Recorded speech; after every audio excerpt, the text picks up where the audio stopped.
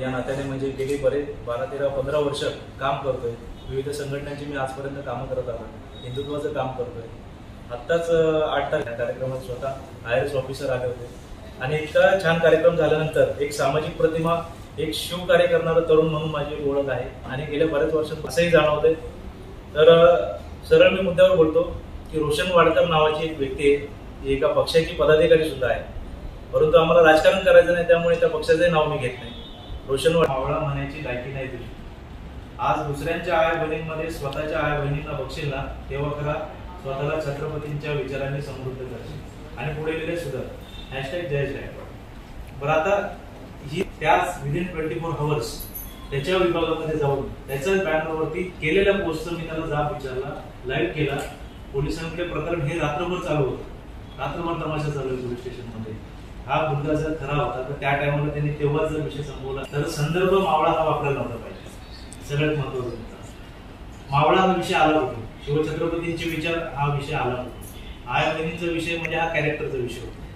बरं, आता म्हणून आम्ही सगळी मुलं जवळजवळ 50-60 शिवभक्तांची तिथे जमा होता. त्याच्यामध्ये अर्ज घ्यायला एवढा उशीर लागला आणि ती रात्री 2:45च्या दरम्यान आम्ही ऑफलाईन व्हिडिओ पण केला पोलीस स्टेशनच्या बाहेर की असं असं दिलेलं आहे. जरी ह्या वरती कारवाई झाली नाही, अशी जी विकृती आहे समाजातली, एखाद्याला बदनाम करण्यासाठी, एखाद्या शिवभक्ताला बदनाम करण्यासाठी तुम्ही रेफरन्सेस काय वापरताय? मावळा हा शब्द वापरताय.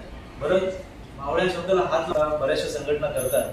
तसेच आता जे शिवकार्य आपण बघतोय, आपण ज्यांच्यामुळे हिंदू म्हणून टिकलो, शिवछत्रपतींनी हिंदवी स्वराज्य उभं केलं, त्याच्यामध्ये जे धारातीर्थ पडलेले जे मावळे, त्यांच्या अस्मितेला धक्का लागतो की काय, हाही विचार आपण जनतेने केला पाहिजे. भक्तांवरती झालेला अन्याय असता, मावळा या शब्दावरून झालेला अन्याय असता. माझ्या बाजूने आज नक्षत्रराव देशपांडे, नरवीर मुरारबाजी देशपांडेंचे थेट वंशज, म्हणजे ज्या मुद्द्यासाठी मी आज मांडतोय, ज्या मुद्द्यासाठी आज ही गोष्टी आपल्या समोर मांडतोय, साक्षात आज मी खरंच त्यांचे ही पोस्ट आहे फेसबुकला केली.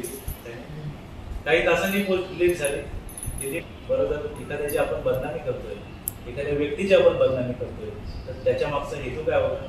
या ठिकाणी खाली माझं नाव आहे. बरीच लोक ओळखतात म्हणून दारापर्यंत कोण आलं नाही, पण आपल्यासारखं एखाद्या सामान्य व्यक्तीवर ही जर गोष्ट घडली असती, घटना घडली असती, त्याचे पडसाद काय उमटले असते महाराष्ट्रामध्ये? बरं, याच ठिकाणी रोशन वाडकर कुठल्या पक्षाचा आहे हे सगळ्यांना माहिती आहे.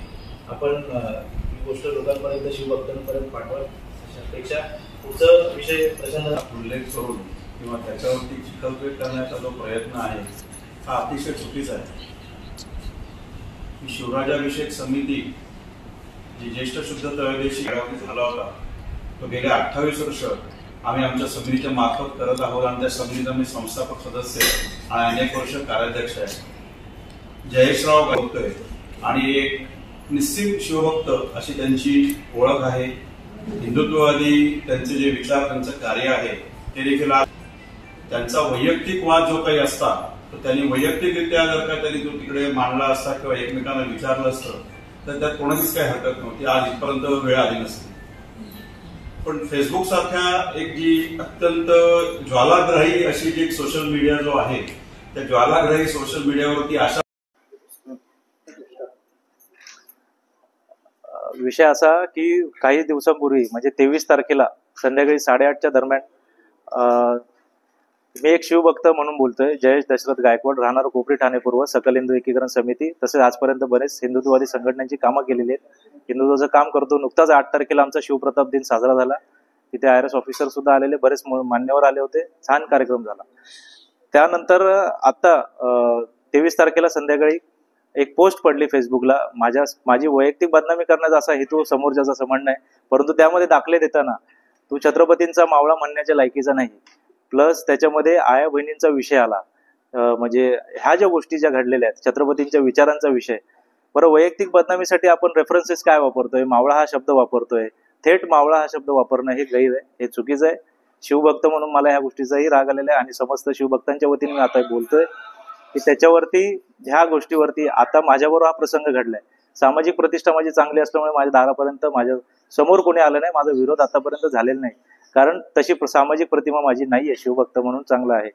प्लस ह्या गोष्टीसाठी माझ्याकडून स्वतः नरवीर मुरारबाजी देशपांडे यांचे थेट वंशज आज इथे प्रेस कॉन्फरन्समध्ये सुद्धा आलेले आहेत आणि मी माझी बाजू क्लिअर केलेली आहे. माझा एवढाच विषय आहे की एखादी वैयक्तिक बदनामी करण्यासाठी तुम्ही मावळा शब्द वापरू नये.